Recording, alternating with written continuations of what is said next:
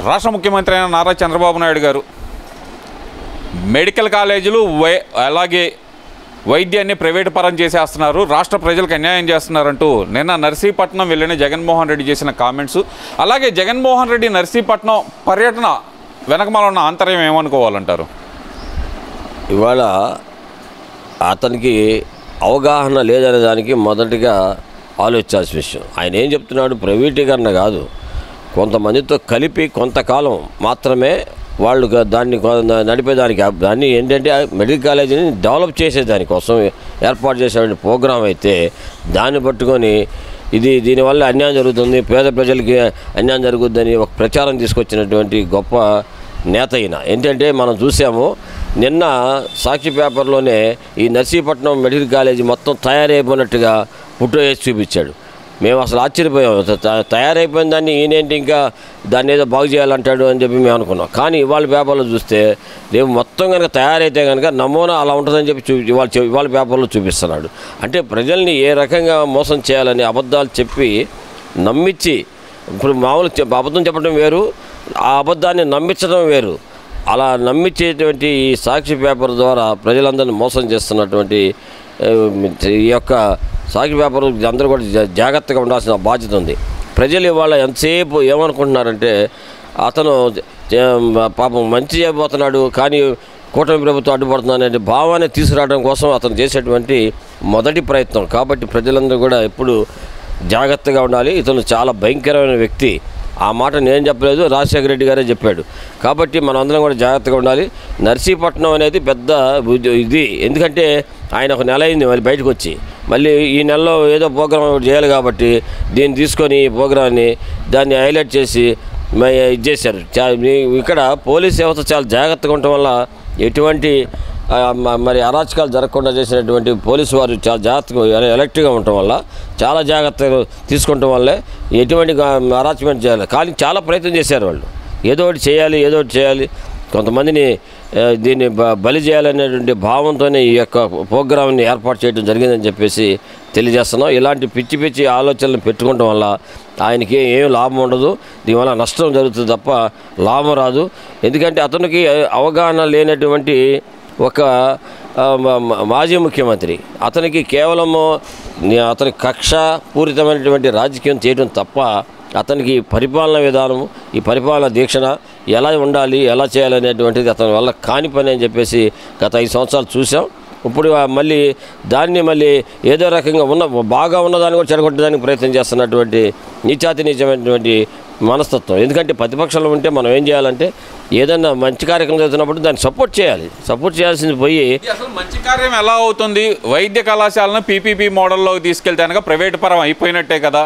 దానికి చంద్రబాబు నాయుడు గారు కమిషన్లు తీసుకొని వాళ్ళు అన్నీ అమ్మేసుకుంటున్నారు అనేది జగన్మోహన్ రెడ్డి ఆరోపణ. మరి ఏమంటే కమిషన్ తీసుకోవాలని ఆయనంత అవసరం ఆయనకి లేదు. ఇది కూటమి ప్రభుత్వం, ఆయన ఒక్కటి జరిగేది కాదు.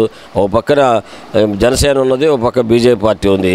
వాళ్ళకి తెలియకుండా ఆయన కమిషన్లు తీసుకుంటాం అనేది ఎంత అబద్ధం అంటే అంత అబద్ధం. కాబట్టి ఇవన్నీ ప్రైవేటీకరణ అనేది జరగదు. ఆయన క్లియర్గా ఇచ్చారు, దీన్ని సపోర్ట్ చేయడం కోసం రమ్మని. అది ఎవరైనా మంచివాళ్ళు, వాళ్ళు మంచి హృదయంతో ఉండి కొంతమంది డాక్టర్లు ఉంటారు, వాళ్ళకి డబ్బులు ఉంటాయి కానీ వాళ్ళు ఏదో ఒకటి చేయాలనేటువంటి తాపత్రయంతో ఉంటారు. కాబట్టి ఇవాళ మేము గుంటూరులో చూసాం, ఒక మేడము అక్కడే గుంటూరు మెడికల్ కాలేజ్ చదువుకున్నామా, తను 20 కోట్ల రూపాయలు ఇక్కడ నమ్మకంగా వీళ్ళైతే ఖర్చు పెట్టగలరు అనే ఉద్దేశంతోనే ఆమె పేరు కూడా చెప్పొద్దు అనేటువంటి మనస్తత్వం గలాంటి మరి డాక్టర్ గారు ఇక్కడ ఇవ్వడం జరిగింది. అలాంటి డాక్టర్లు ఉండగబట్టే కొంతమంది దీనికి ఆర్థికంగా బలోపేతం చేస్తారనే ఉద్దేశంతోనే చంద్రబాబు నాయుడు గారు ఈ P4 తీసుకొచ్చారు. ఈ P4 ద్వారానే ఇవన్నీ కార్యక్రమాలను కూడా నిర్వహించడం పడుతుంది. ఎవరిని కూడా బలంతో పెట్టే పని లేదు. ఇప్పుడు చాలామంది నాకు తెలిసి కూడా ఇవాళ చాలామందికి ఏదో సహాయం చేయాలి, ఏదో చేయాలని తపన ఉంది. కానీ ఆ వ్యవస్థలు ఏ వ్యవస్థలు పెడితే వాళ్ళు సరిగ్గా చేస్తారా లేదా, చేయరా లేదనేటువంటి ఉంది. కాబట్టి ఇవాళ చంద్రబాబు నాయుడు గారు అయితేనే దీన్ని సక్రమంగా నా యొక్క సొమ్ము సక్రమంగా నిర్వహిస్తారు అనేటువంటి అభిప్రాయంతోనే వాళ్ళ ప్రజలంతా కూడా ముందుకు వస్తున్నారు. మరి గతంలో నువ్వెందుకు చేయలేకపోయావు? నీ చేతగానితనంతోనే ఇవాళ ఎక్కడ పిల్లర్స్ అక్కడే ఉన్నాయి, ఏం చేయకపోగా పైగా నువ్వేదో చేసినట్టుగా మరి ఇవాళ ఫోటోలు మరి మోడల్ ఫోటోలు చూపించి అయిపోయినట్టుగా చూపించడం అనేది నీ యొక్క మూర్ఖత్వానికి తప్ప ఏమీ లేదని చెప్పి తెలియజేస్తున్నాను. అసలు సాక్షి అనే దానికి మాకు ఏం సంబంధం అని చెప్పి గతంలోనే అసెంబ్లీలో ప్రకటించాడు కదండి జగన్మోహన్ రెడ్డి గారు. అంటే గతంలో ఏదైతే సన్న బియ్యం గురించి మాట్లాడినప్పుడే ఆయన ప్రకటించారు కదా, ఆయన వాళ్ళు ఏదో తెలియక అబద్ధాలు రాశారు, దానికి మాకు ఏం సంబంధం అన్నారు కదండి మరి ఆయన. చూడండి, మళ్ళీ ఇంకో అబద్ధం మీద అబద్ధం, ఇంకొక అబద్ధం. ఆ సాక్షి పేపర్ ఆయన కాదని చెప్తే ఎవరన్నా మరి మీరు అడిగే క్వశ్చన్లోనే మాకు హాస్యాస్పదంగా ఉంది. ఎందుకంటే సాక్షి పేపర్ ఆయనది కాదని మీరు అడుగుతున్నారంటేనే చాలా విడ్డూరంగా ఉంది. కాబట్టి సాక్షి పేపర్ ఆయనదే. తర్వాత కొన్ని ఇంకా సైడ్ పేపర్లు కూడా కొన్ని ఉన్నాయి, అవి కూడా భజన పేపర్లు. కానీ వాళ్ళు కొంత ఇంకా అర్థం చేసుకోవాలి. వాళ్ళు ఇప్పటికే చాలా వరకు అర్థం చేసుకున్నారు, చాలా వరకు మారారు, ఇంకా మారుతారు మిగతా వాళ్ళు కూడా అని చెప్పి నేను నమ్ముతున్నాను. ఎలా చూడాలంటారు మరి అసలు ఈ పీపీపీ మోడల్ అనేది ప్రజలకు ఉపయోగపడదు అనేది జగన్మోహన్ రెడ్డి స్ట్రాంగ్గా పంపిస్తున్నారు. దానికోసం జిల్లాల వారీగా సంతకాల సేకరణ పెడుతున్నారు, రచ్చబండ పెడుతున్నారు, 1 కోటి సంతకాలతోటి గవర్నర్ని కలుస్తాను నేను అంటున్నారు కదా. మరి ఎవరిని అవన్నీ ఉత్తమాటలే. 1 కోటి సంతకాలు లేదు, ఎవరు ఫిజికల్గా ఎవరు వెరిఫై చేస్తారు? 1 కోటి సంతకాలని నాకు చెప్తాడు, కానీ అవన్నీ కాదు.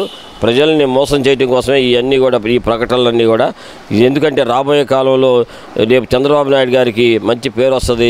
ఈ P4 వల్ల తయారైపోయి సంవత్సరం లోపలే మరి కాలేజీలన్నీ కూడా ఆ లైన్లో తీసుకొచ్చారు. గతంలో 5 సంవత్సరాలు ఉన్నా కూడా నేను తీసుకురాలేకపోయాడు అనేటువంటి అభిప్రాయం ప్రజల్లో వస్తుందనే ఉద్దేశం కోసమే ఆయన నాటకాలు ఆడుతారు, డ్రామాలు ఆడుతున్నారు. కానీ ఇవన్నీ కూడా జరగవు. కానీ చంద్రబాబు నాయుడు గారు ఏమనుకున్నారో అదే జరుగుద్ది. ఈ కూటమి ప్రభుత్వం దాన్నే అమలుపరిచేదానికి సపోర్ట్గా ఉంది. కాబట్టి ఇవాళ కేంద్ర ప్రభుత్వం కూడా ఈ యొక్క P4 విధానాన్ని ఎక్కడ కూడా విమర్శించలేదు. ఇవాళ మోడీ గారు కూడా దీన్ని సపోర్ట్ చేస్తున్నట్టు విషయాన్ని మనం ఒకసారి ప్రజలందరూ కూడా, ఆంధ్రప్రదేశ్లో ఉన్నట్టు ప్రజలే కాదు బయట ఉన్నట్టు తెలుగు ప్రజలందరూ కూడా గ్రహించాలని చెప్పేసి మీ ఆంధ్ర వాయిస్ టీవీ ద్వారా తెలియజేసుకుంటా ఉన్నాం. ఇక్కడ ఇంకో విషయం కూడా తీసుకుంటే కనుక మరి ఎందుకని అసలు P3 అనే విధానం అనేది, అంటే పీపీపీ అనే విధానం అనేది పూర్తిగా రాజ్యాంగ విరుద్ధమైనది, ప్రైవేటీకరణ చేయడానికి అని మాట్లాడుతున్న జగన్మోహన్ రెడ్డి మరి ఆరోగ్యశ్రీ నెట్వర్క్ కూడా అసలు P3 విధానం మీదే కదా రన్ అవుతుంది. మరి దాన్ని ఎలా చూడాలంటారు? అదే నేను మొదటి నుంచి చెప్తున్నా, అతనికి ఎట్లా పరిపాలించాలి, ఒక స్కీమ్ వస్తే దానివల్ల లాభాలు ఏంటి నష్టాలు అనేటువంటిది తెలియదు. తర్వాత ఒక ప్రోగ్రాం తయారు చేసేటువంటి శక్తి సామర్థ్యాలు అతనికి లేవు. కాబట్టి ఇవన్నీ కూడా ఉన్నాయి ఎవరి దగ్గర అంటే చంద్రబాబు నాయుడు. ఈ P4 అనేది ఎవరి మనసులో ఉందండి గతంలో. ఇవాళ ప్రపంచంలోనే ఎక్కడా కూడా కొన్ని సంస్థల ద్వారా, NGO సంస్థల ద్వారా నడిచినాయి. కానీ ఇట్లా ప్రభుత్వాలే తీసుకొని ఆ NGO సంస్థలాగా ఏర్పాటు చేయడం అనేది ఒక చంద్రబాబు నాయుడుగా దక్కింది. కాబట్టి అతనికి తెలియదు, చేసేవాళ్ళు చేయనీయుడు. కాబట్టి అతని గురించి పట్టించుకోవాల్సిన అవసరత లేదని చెప్పి తెలియజేస్తున్నాను. మరి ఓవరాల్గా చూసుకుంటే కనుక ఇప్పుడు ఏదైతే కొన్ని పోర్టులు ఉన్నాయో, ఏదైతే మచిలీపట్నం పోర్టు కానీ ఇలా కొన్ని పోర్టులు ఉన్నాయో అవి కూడా P3 విధానంతోనే కదా రన్ అవుతుంది. మరి మెడికల్ కాలేజీల విషయానికి వచ్చేదానికి జగన్మోహన్ రెడ్డి ద్వంద్వ వైఖరి ఎందుకు పాటిస్తున్నాడు? మరి గతంలో చూస్తే కనుక ఆయన అధికారంలో ఉన్నప్పుడు అదానికి అలాగే కొంతమందికి ఇంకా P3 విధానంలో అభివృద్ధి కోసం అప్పచెప్పారు. మరి ఇప్పుడు మెడికల్ కాలేజీలు అప్పచెబుతుంటే ఎందుకు అడ్డుపడుతున్నారు అనుకోవాలంటారు? ఇక్కడే అర్థమవుతుంది క్లియర్గా, ఇది పెద్ద రాజకీయ ఎత్తుగడ. ఇతను ఏంటంటే పబ్లిక్ని రెచ్చగొట్టేదానికి ఏర్పాటు చేసినటువంటి ఈ యొక్క నర్సీపట్నం మెడికల్ కాలేజీ. అట్లాగే ఇతను ఏంటంటే అతను చేస్తేనేమో అది కరెక్టు, ఇతరులు చేస్తే తప్పు అనేటువంటి మనస్తత్వం గల వ్యక్తి ఇతను. కాబట్టి ఇతనికి అసలు ఈ మాట్లాడే అర్హత కూడా లేదు. అతను ప్రతిపక్ష నాయకుడు కాదు కదా, అసలు ఈ రాష్ట్రానికి పట్టిన శని అని చెప్పి నేను తెలియజేస్తున్నాను.